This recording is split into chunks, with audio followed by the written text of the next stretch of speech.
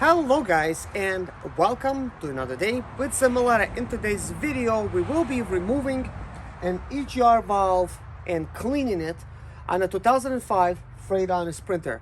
This is fairly straightforward how to basically get this done. Not very easy to remove. It's just 3 bolts that's holding it, but removal is so loud here. So sorry about that. But anyways, we're gonna go ahead and start removing it.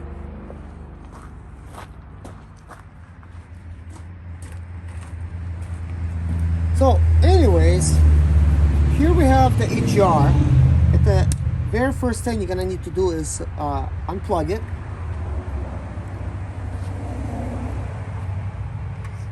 But whoever put this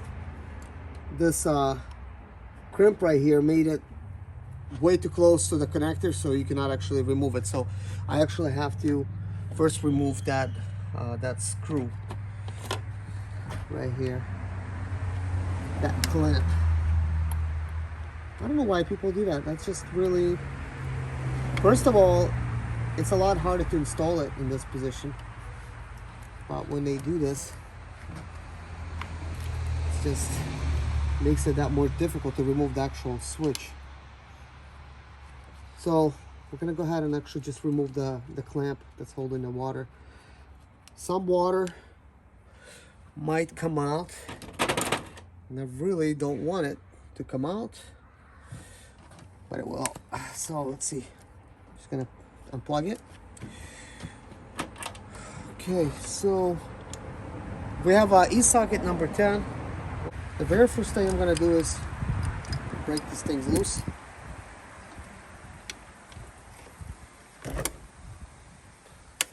Okay, that was easy enough.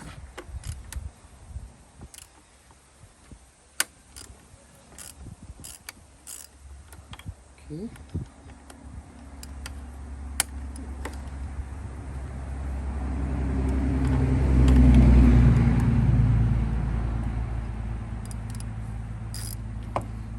Okay. And then we're going to speed things up a little bit by using a ratchet.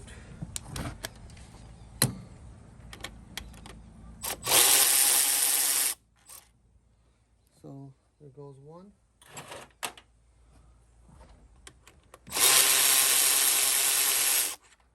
Two.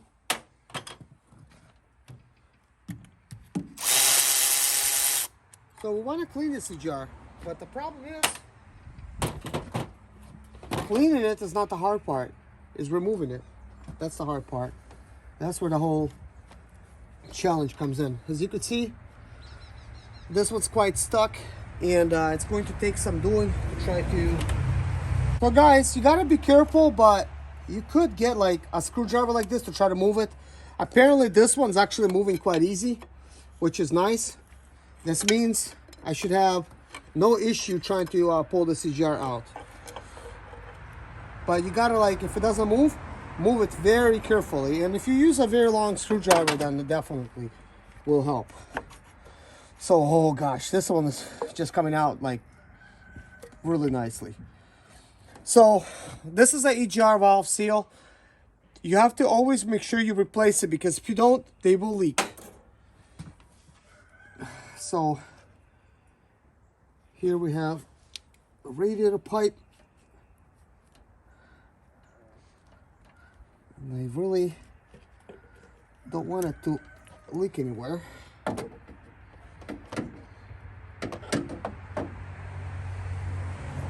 I'm going to remove that clamp, put it down.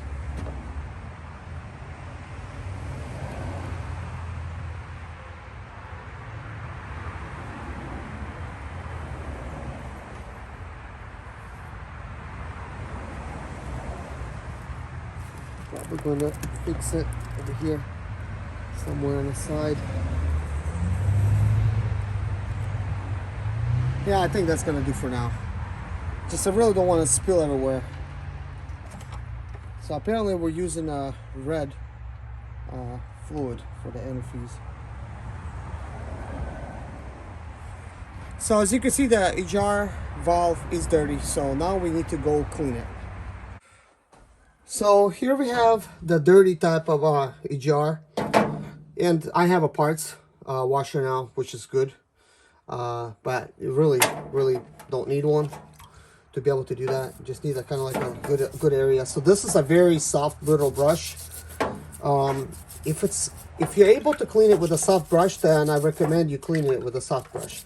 So I'm dipping my brush into a degreaser type of solution. So this will allow me to clean it nice. As you can see, that's already coming up pretty nice there. So a lot of times what happens is, if you guys just let it go and, you know, like never clean this thing, the Egr valve is going to start getting stuck in those areas, and then you're going to run into issues with your Egr just not working properly, causing Egr issues, and then you'll be wondering what's going on. But at least if you would have cleaned it, you would have known that, hey, it's clean, you know, maybe it's something else. So I have like a bronze type of brush over here, and I'm just going to brush it in this area to try to get rid of this carbon. Because by getting rid of this carbon, I will keep this Egr from sticking to the walls and making it easier for somebody else to remove this Egr in the future. But another thing I recommend to do is put a very thin layer of anti-seize lubricant on the walls of the Egr right here. And this will keep it from building carbon on it, and since it's a high temperature grease, it will keep it from sticking, and you'll be able to slide it out easy next time yourself, and you'll be able to clean it with ease, because it's just simply 3 screws, a clamp, you know, for the water hose, and then electrical connector. Just simply slide it out and clean it. But if you just don't do that, then it's going to be a problem, obviously, for you later on. And also, if you don't clean these things, these Egrs, when they cannot work properly, they will just burn out. And this will be very expensive, because they cost like almost $800 now. Yeah, the parts just really went up like crazy.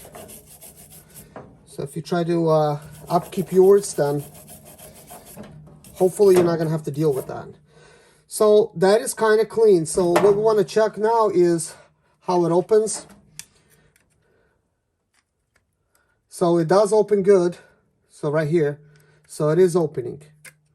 What happens when they burn out as well is when it closes too far. And when it closes too far, it creates like these little gaps that look like triangles.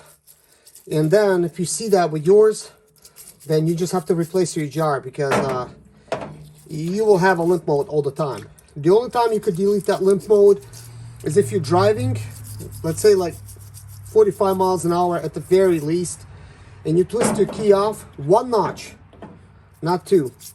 So, and then, you know, twist it off for, you know, till about all your arrows will fall down, and then twist the key back. It will cause your van just automatically to just basically like, it never actually shut down. It will stay running, basically. You know, you don't need to start your van up anymore. And when you do that, you kind of turn it off with 1 notch and turn it back on. It will reset the Egr when it's, you know, like the holes are going, you know, like opening right here. And you could be able to get to your destination.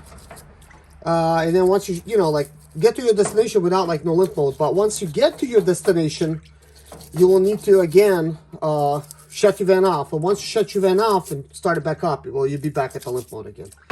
But this is kind of like a little trick I learned just from practicing different stuff, and it always worked for me.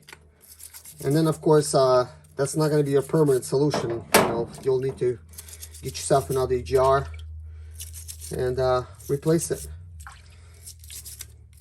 But this one is good. Like, there's like not a lot of carbon now.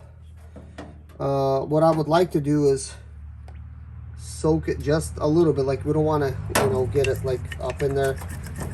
Just get a little bit of that degreaser solution inside.